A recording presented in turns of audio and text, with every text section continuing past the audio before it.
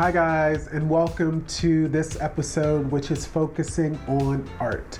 And art is one of the things that I'm truly most passionate about, obsessive almost sometimes. So why is art important? Well, art is important for a few different reasons.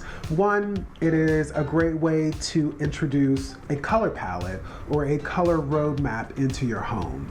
The second one is that it creates a focal point in your home. So when you think about the placement, the third is texture. So it creates some depth and dimension and interest to potentially a flat white or a flat colored wall. And then fourth and final, it really is a finishing touch. So it is one of those things that completes the sentence. It is either the adjective or the descriptor in the sentence, and sometimes it can be the punctuation to something that's really dramatic. So those are the four reasons why art is so important. How do I actually execute this, and what's the first place to start? Well, my first recommendation is that you need to understand your personal style. And none of us are the same. We all have our own personal style, our own personal interest. And so here are a few just recommendations in terms of identifying what your style is. If you are more of a modernist and you like things that are either futuristic or things that are more contemporary, I would focus on photography. I would focus on things that are black and white. I would focus on things that are more abstract. If you are a traditionalist, I would focus on things that are either more romantic in style, things that are a little bit more watercolor based, things that feel like they have a sense of refinement and history to them. And if you are more free-spirited and fun, I would say focus on things that are more 60s, 70s influence, such as things like Andy Warhol and pop art and Lichtenstein, and things that are more bold and graphics. And then finally, if you're more of a much more bohemian person, I would recommend for you to look for things that feel vintage, that feel dated, things that actually may have multimedia applications to it. So by multimedia, I mean it may be a canvas painting that has lace overlay to it, or it may actually have dried flowers applied to it. So there's depth and dimension with live materials or live dried pieces of things that are of interest to you. And then another easy thing that you can also do if you're more of a bohemian person is to frame vintage album covers. So that's something that I've done for clients before. I've even done it for myself.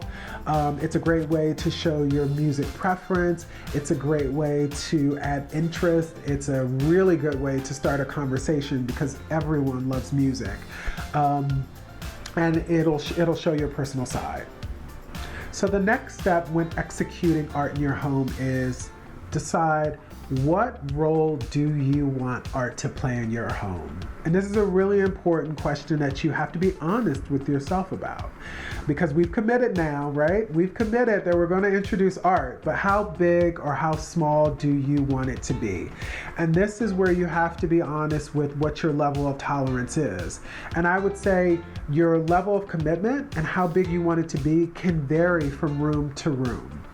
So for me, my level of commitment to art in my dining room is huge. I have a 60 by 80 painting. It takes up the entire wall. But my level of commitment to art in my bedroom is much smaller. I have smaller scaled paintings in that room and prints in that room because I don't want anything to overpower the experience of what I want my bedroom to be, which is relaxing and calming and cool and soothing. I've made a big commitment to art in my hallway, which I referenced earlier, because it's a heavily trafficked area and I want to engage guests when they come into my home. But I also like a constant reminder of things that I love, which is art. So that's where I've made a huge commitment. In my bathroom, I have a very small painting there. So I'm making a very low commitment.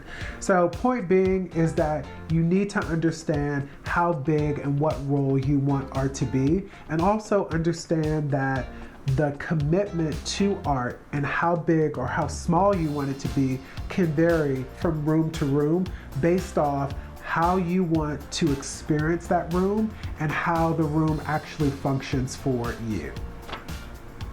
So the third way that you can execute art in your home is to make sure that the colors in that artwork complement the other colors in the room.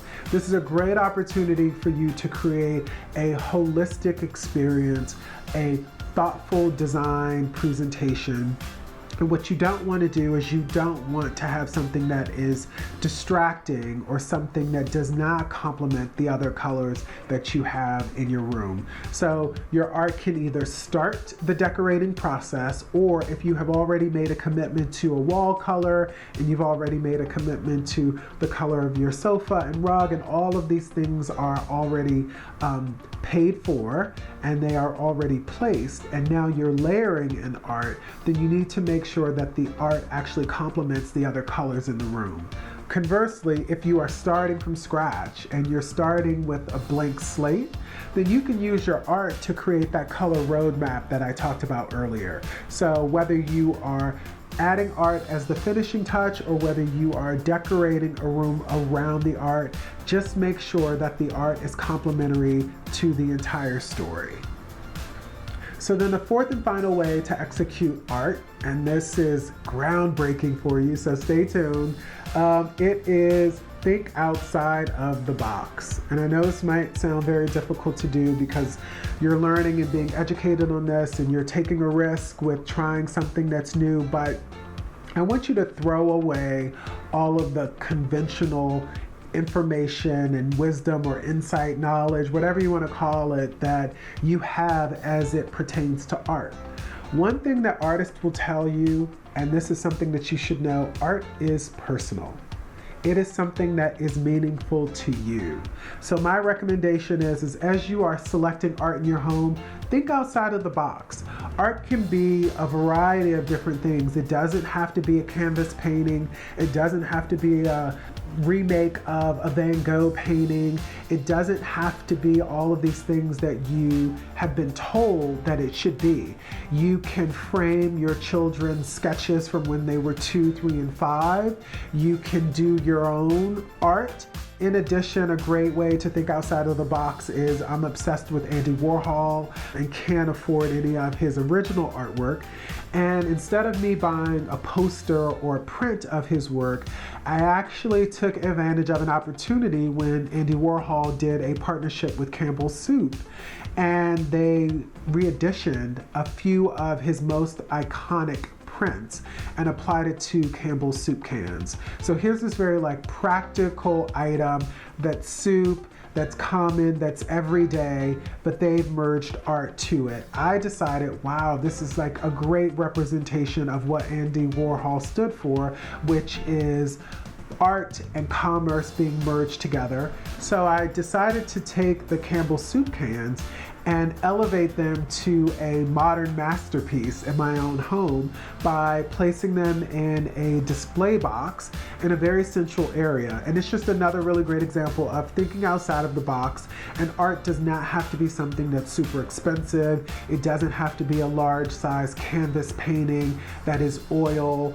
It doesn't have to be a print. It just has to be something that is meaningful to you and something that you value and something that you love. So as you're looking to choose art for your home, please don't forget to think outside of the box. So this is a great story about art, guys, and my mother would really appreciate this. She'll love this. I'm a professed mama's boy and love my mother. She's my biggest champion. And I considered myself to be an emerging artist.